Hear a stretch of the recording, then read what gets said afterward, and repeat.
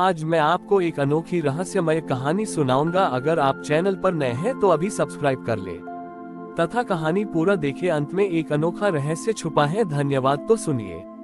बहुत समय पहले एक पर्वत श्रृंखला के बीचों बीच नादभूमि नामक एक सुंदर राज्य था, जहां संगीत ही जीवन का आधार था। इस राज्य में दो संगीतकार रहते थे जो अपनी कला में सिद्धहस्त थे।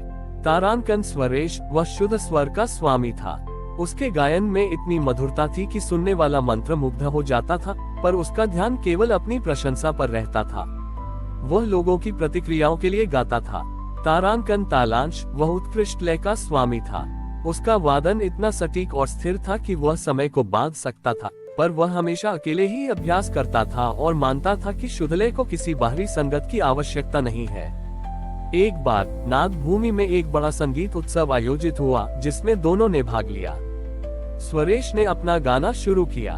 उसकी आवाज बहुत मधुर थी, पर चूंकि उसका मन प्रशंसा की इच्छा में भटक रहा था, उसका गायन धीरे धीरे अपनी लय खोने लगा।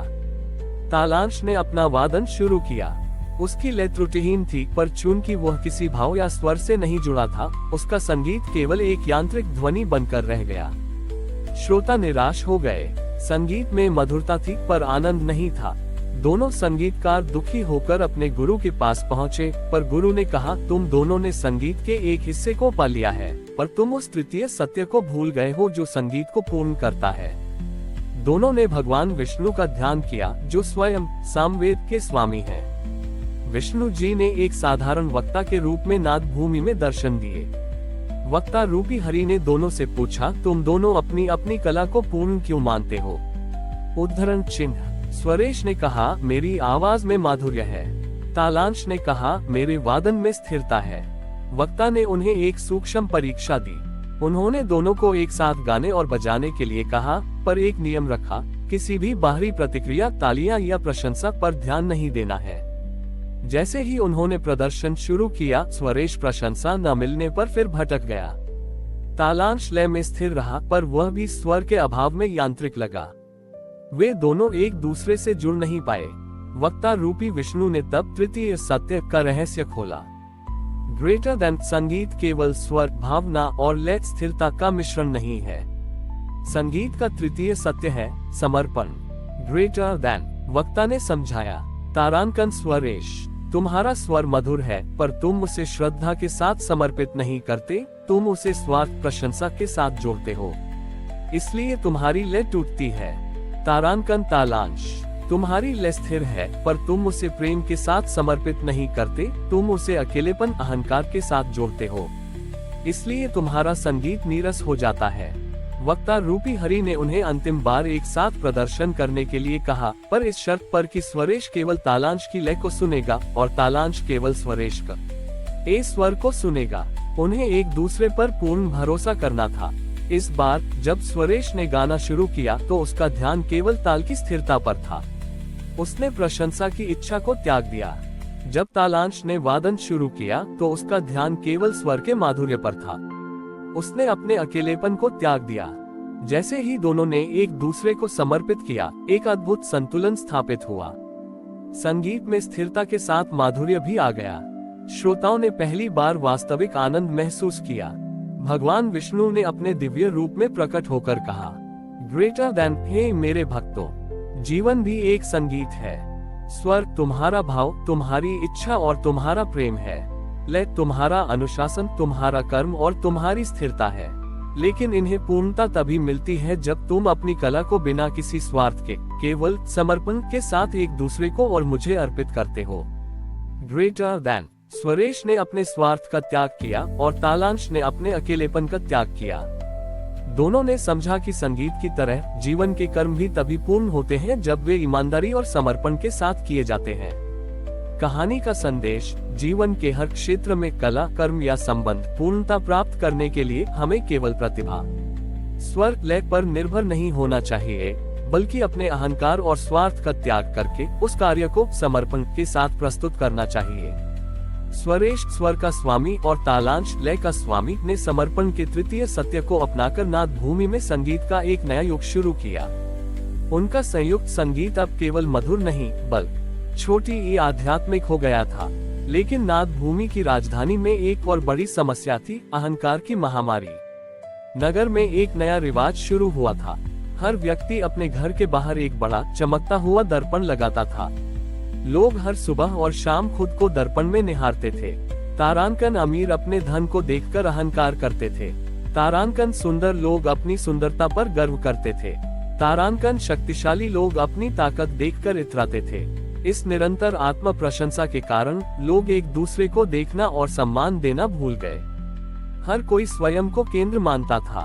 जब ये समस्या चरम पर पहुंची तो राजा ने स्वरेश और तालांश को बुलाया। राजा ने कहा, तुम दोनों ने संगीत को शुद्ध किया, पर लोगों का हृदय दूषित हो रहा है। वे दर्पण के भ्रम में अपने वास्तविक स्वरूप को भूल गए हैं।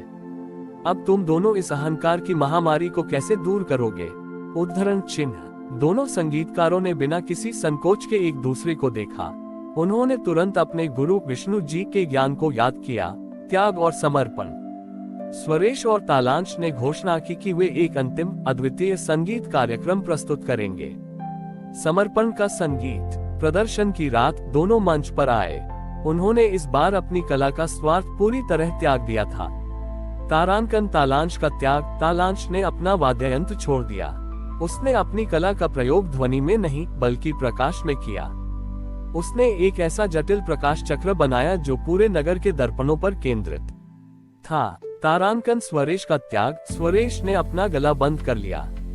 उसने गायन का त्याग किया और अपनी मधुर आवाज को केवल एक धीमी स्थिर ओम ध्वनि में बदल दिया।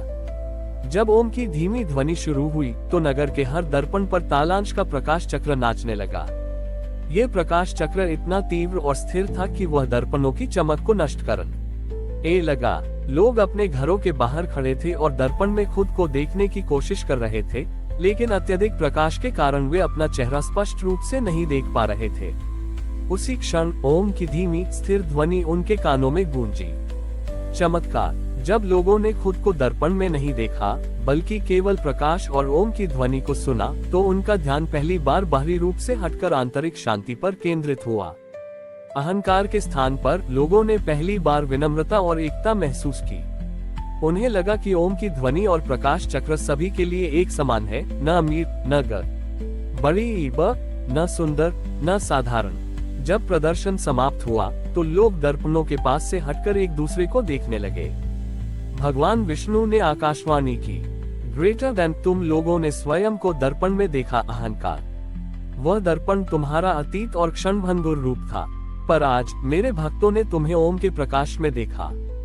वह प्रकाश तुम्हारा वास्तव छोटी ई का स्वरूप है जो स्थायी और अविभाज्य है। Greater than. स्वरेश और तालांश ने सिद्ध कर दिया कि अहंकार को मिटाने के लिए शारीरिक बल नहीं बल्कि कला का निस्वार्थ समर्पण आवश्यक है। उन्होंने अपनी कला का त्याग करके लोगों को उनके वास्तविक आत्मा का दर्शन कराया।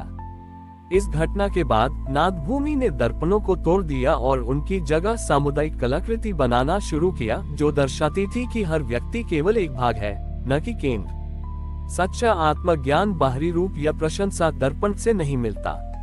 यह अहंकार के त्याग और आंतरिक स्थिरता ओम की ध्वनि के माध्यम से मिलता है, जो हमें सिखाता है कि हम सब एक अखंड चेतना का हिस्सा हैं। हमारी और भी आध्यात्मिक एवं अनोखी कहानियां देखने के लिए हमारे चैनल पर जाएं तथा धार्मिक एवं पौराणिक अनोखी कहानियां हमारे चैनल पर है। कृपया जाके देखें तथा हमारे चैनल को सब्सक्राइब करके रखें और वीडियो लाइक जरूर करें। धन्यवाद।